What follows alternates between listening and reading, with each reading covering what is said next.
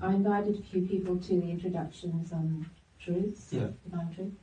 And as soon as I said, but it's given by Jesus and Mary, they said, no, not interested. Yeah, that's right. I just couldn't get over it. No. And then I got a lot of long emails and a lot of long nastiness sometimes, Yeah, well, that comes to Mary and I as well.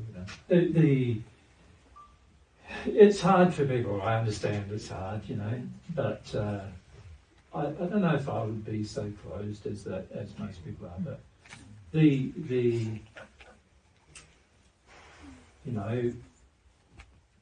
a person's inner reality, their truth, as we were just discussing, their inner reality or their truth defines what they'll even be open to accepting. And it's really interesting how God works, because God often introduces to them to the truth over and over and over and over again. And the only impediment to a person accepting it is their reality. And they believe what they believe to be real is real, without there being any consideration that perhaps it's not. And this is the thing I've never really struggled with myself, because to me it's always been, no, there's God's truth and then there's nothing else really, is the way I sort of see it. And I've always seen it that way. Even in the first century I always felt the same way. And even all through the Spirit world I've always felt the same way. So I don't sort of understand why a person would just go, oh yeah, that subject sounds interesting, and then listen about who's talking about it and they go, oh no, I don't want to do it. And that doesn't make any sense to me either. It does fascinate me, the psychology that goes, that drives a person's resistance to truth. And that is a subject Mary and I spend a lot of the time in our spirit life looking at, the psychology in people as to why they would reject the truth. Because it's such an important thing to have a foundation of truth. And why a person would just choose to reject it based upon somebody making a claim that they're Jesus is beyond me, to be honest. And when I say beyond me, I don't mean it, I understand it from an emotional, psychological perspective, but I don't understand it if you really loved truth. I don't understand it then. Because it doesn't really matter what source you hear truth from, does it? At the end of the day, hear it from a fish. Loving fish. Loving. Very loving. Like at the end of the day, does it matter where you hear from? Doesn't it just matter whether it is the truth or not? Isn't that the real measure? So this is something that I feel is very, very important to come to understand within a person's growth, is that the truth, the source of the truth, if it's actually God's truth, the source of it should be completely not a part of the discussion. If you really love the truth, you would not make the source where it's coming from a problem ever in your life. Of course, it's a matter of determining whether it's true or not. And the average person who thinks that just because I'm claiming to be Jesus, I must be lying, which also doesn't make a lot of logical sense. Now, in the sense that somebody has to be Jesus, just like somebody's got to be Pauline, right? And just because there's lots of people who come before me and many probably come after me claiming to be Jesus, it doesn't mean they are. And it also doesn't mean that I aren't. So it sort of, again, surely you would test it out, It's like anything, you'd experiment with a bit.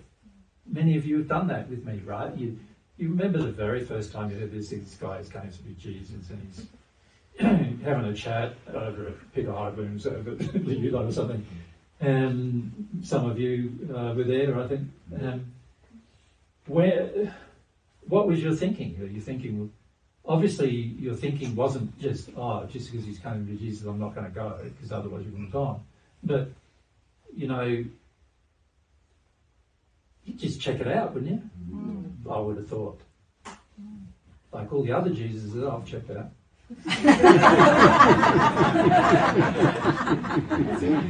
I told you this before, that I checked you out because I said, can't be real, he's got to be really bonkers. And I was going to go and see and prove that you were not, but I still haven't proved anything. I'm still here. So you're still listening, like 15 years later, you still have to prove it. Yeah, but it's the, as they say, the proof is in the pudding, right? Your actions and how you interact and everything. It's like, it's really, really hard to deny things, you know. And then when you tell us things and we don't understand, but then years or whatever time it takes, and then say, that's what you said to us. You know? And that just gives so much more, like, it's building faith, you know, and how can I want God, if you're the messenger of God, if I don't believe you.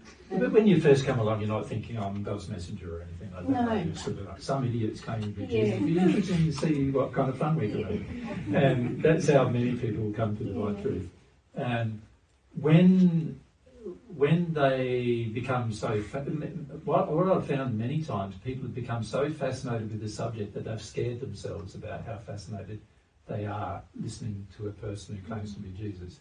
And that has, like, there's many people in the past who have gotten so angry with me because of that one thing. I could feel their fascination build, and they build fascinations, build it, to the point where they start thinking they're nuts now. And then they just go, like, into this rage. Like, yeah, that's happened many, many times. Because the reality is, the truth is fascinating, no matter who's speaking it, right? Yeah. So, you know, this desire for truth that, you know, it's something you do need to develop, because on earth there's a lot of things, sort of preventing it, isn't there? This desire for truth on earth. So, like, there's a lot of insidious influences that are upon a person to cause them to not seek truth in their life. Once you work through all of that, you have a view of, like, truth, but of course, you know, I want to see what that person's claiming and whether it's true or not, you know. And I sort of have that feeling now with everything still. Like, you know, there's a lot of things I don't know about building, for example, and there's a lot of things I don't know about other things. Particularly on earth, you know, the way things are happening on earth, because in the spirit world you don't use things the same way as you do here. So there's a lot of things I've never known in terms of my experience until I came back on earth. And we didn't have them in the first century, and you don't have them in the spirit world. So, you know, things like excavators and things like that, we don't have them. It's sort of like, but I want to know the truth about it. Like, it just, like, things fascinate me. Yeah. And I think if you really connect to that childlike fascination in everything, you can learn a lot in life. Yeah. And it's very important to do that with God, to have that sort of childlike open fascination. It's that curiosity, isn't it? Yeah. Really wanting to discover things. Yeah. In some ways, curiosity is like the thing that causes the spark of desire to find out a truth, isn't it? Yeah. Curiosity is like, and yet on earth we say, curiosity killed the cat. It's not right. Curiosity made the cat very happy. That's not a saying on earth, right? It's like curiosity, it's going to kill you. Don't do that. Yeah, you can see it in children. The curiosity is just so exciting to see that. Yeah. With me, a lot of people have that view that curiosity killed the cat, so curiosity in him is going to kill your life, you know, so they don't want to show any interest. Yeah, but, you know,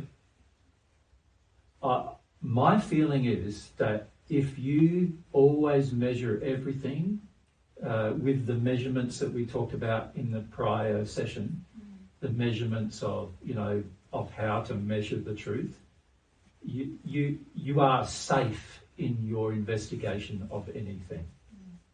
You're completely safe.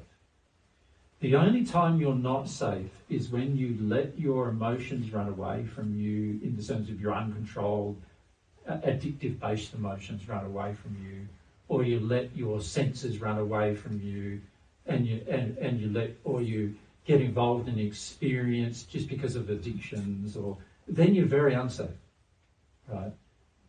But when it comes to a person learning divine truth, very safe. Everyone's very safe doing that. Yeah. That's going to be the most safe. Because the more you're in harmony with the laws of the universe, the safer you are. So it makes a lot of sense to do it. You know, it's going to make your life safer. Yeah, to do it. Mary, you want to add?